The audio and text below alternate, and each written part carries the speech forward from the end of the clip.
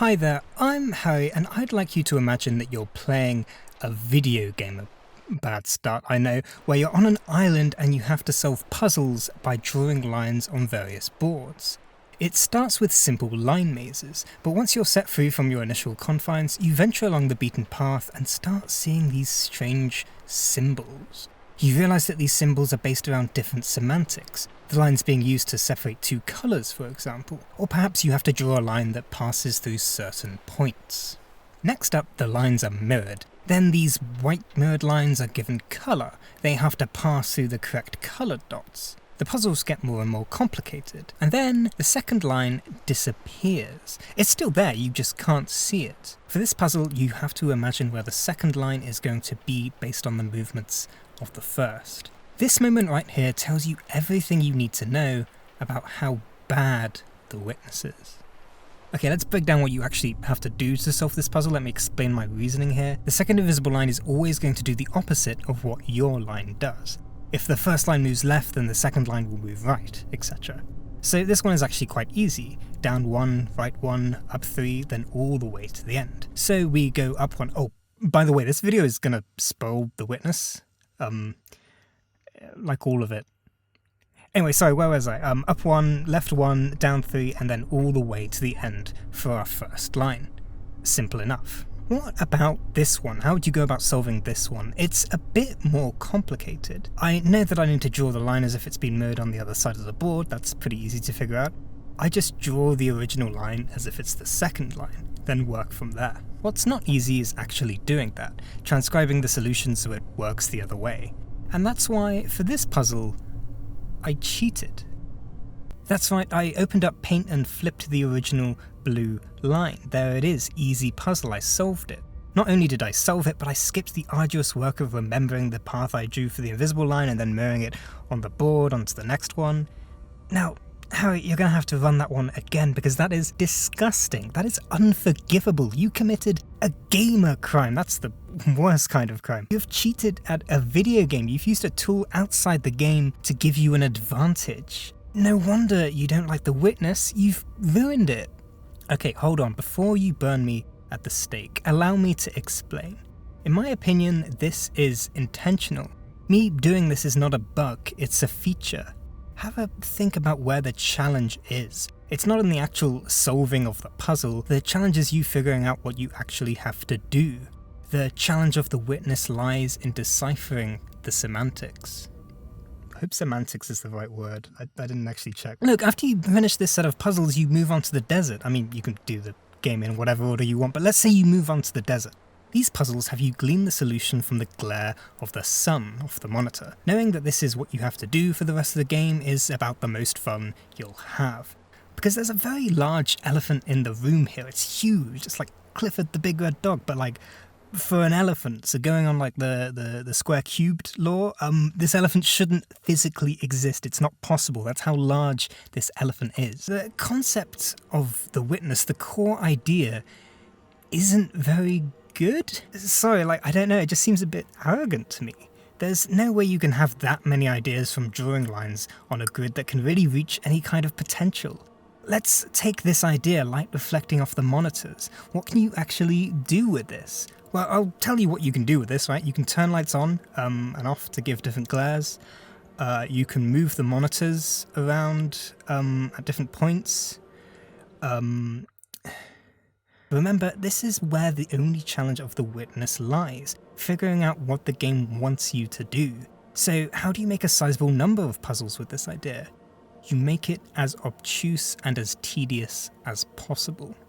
The monitors, right, they take so long to move. Okay, I'm not about wasting your time, but I'm gonna do it here.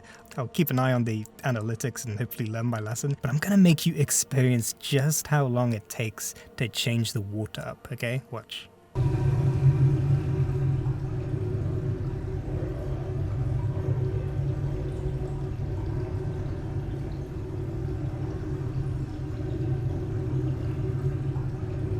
Okay, no, I can't do it. It takes too long. I care about my analytics somewhat. Jeez. A common complaint of the witness is that it wastes your time. And like, yeah, I agree. My time is absolutely not being respected. To solve the puzzles in this room, I have to figure out where to stand to get the light to reflect, move the water up and down as needed to see the solution, remember the solution that you see in the brief moment of gleam and reverse the solution because I'm seeing it reflected in the water. None of this is engaging, none of this is fun, it's work, it's just the same solution at the start of the section just with extra steps.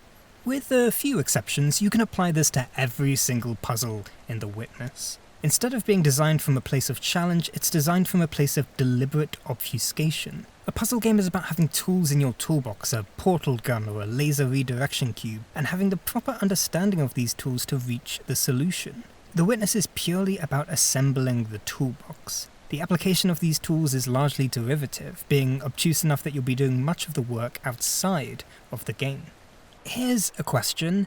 Is this intentional? Yes it is. I'm not going to mess around with you here. This is 100% intentional. Okay, one more example. These mazes here are actually not a bad part of the game. There are 4 of them and each one have their own unique solution. And then you reach the top of the castle wall and the solution to this puzzle is very clearly all 4 solutions combined. So like you go back down and make a copy of each puzzle and then enter in the correct solution. Tell me that first of all this isn't a complete waste of time, it's not difficult to figure out, and second that you're expected to go down there and memorize 4 different puzzle solutions like you're Benedict Cumberbatch using TV license payers' money to throw words around in your head. Tell me this isn't intentional.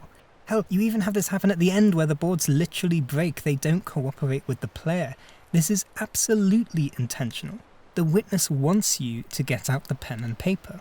So maybe The Witness is trying to say something about video games and how we interact with them and how their influences stretch beyond the murky edges of the television. It's doing a thing. My question for you is that thing good? Is this good? Is what The Witness trying to say worth considering? Has it been done before? Is it worth overlooking its flaws for the purpose of the final piece of art? Can you guess what my answer is? Can you guess what my answer is to this question on a video about how The Witness is a bad video game? Video games manifesting into our own reality is nothing new. The Tetris effect exists, and that game is quite literally older than I am. When I started to play Dota 2, I remember once I scrolled down a web page really fast after I'd finished a game and was scared that I was out of position, like on this web page, like I was gonna get ganked somehow. This idea has been explored and it's not cool enough that we need an entire game based around it. The 4 environmental puzzles that I actually solved are neat, and discovering for the first time is genuinely amazing. It's probably the best part of the game, but ultimately, I think it's a bit of a shit point. Like, I hope I'm not being reductive here. I think making a puzzle game where you have to solve the puzzles outside of the game is just a bit pointless. I don't think there's anything to be gained from this. It doesn't enhance the experience in any way. I understand what I'm saying here, don't worry. The Witness is generally a well-liked game and it's not painful to play or anything. I realise my opinion is in the minority here. It can't be that 17 critics are wrong. Can it? They can't be wrong, can they? Okay, so I'm absolutely loath to tear down my my game journal-y brethren here, or just anyone's work in general, really. But what the fuck? Blow was a beloved companion. He was a proud... I can't even read it, it's so funny. Oh god. Blow was a beloved companion. He was a proud papa who knew I would find the answer if only I persevered. I barely got through that. Like, are you okay? Do you need a dad? I'll be your dad if you want. So, like, these reviews don't say much. I assume that's because they don't actually want to spoil what's in the game. There are a lot about how difficult the puzzles are, but, like, no, the puzzles aren't difficult. That's not right. They're just obtuse. You only have to draw most of them on some paper for it to work. Like, a lot of them can even be approached mathematically if you want. Another common thread is that The Witness looks very nice, which, yeah, it does. It looks good. It looks very cool. So it's a nice looking game. It's really pretty. Especially like in like 2020, it holds up very well. It's like a nice sort of like art style to it. It's pretty good. That's it. The puzzles are good, which they're not, and it looks nice, which, yeah. Yeah, you're right. while I'm here, the witness is pretty inaccessible. There's a lot of puzzles that rely on hearing, and like there's no subtitles, there's no closed captioning. So if you're deaf, you can't solve this puzzle right here. You can't solve any of these sets of puzzles either, and you wouldn't be able to figure it out. There's no closed captioning or anything. So like, yeah, good luck solving any of the color puzzles. If you're colorblind, there's no colorblind mode. It's at this point that I am begging you, play literally any other puzzle game. As mentioned, the puzzles of the Witness largely rely on obfuscation. Portal 2, a monster's expedition through puzzling expeditions, nailed that the first try. Opus Magnum, Babo's U, Solas 128, Steven's Sausage Roll. Apparently I've not played that one, I've heard it's good. These are all games that do better not just on their concepts, but on the execution of those concepts. They all have excellently designed puzzles that respect the player and their time. The Witness is garbage, and that was why. See, I did the thing. I did the cool thing. You're welcome. I am so smart. Honestly, hating a game that everybody likes. I'm just amazing. This video should get 1 million views.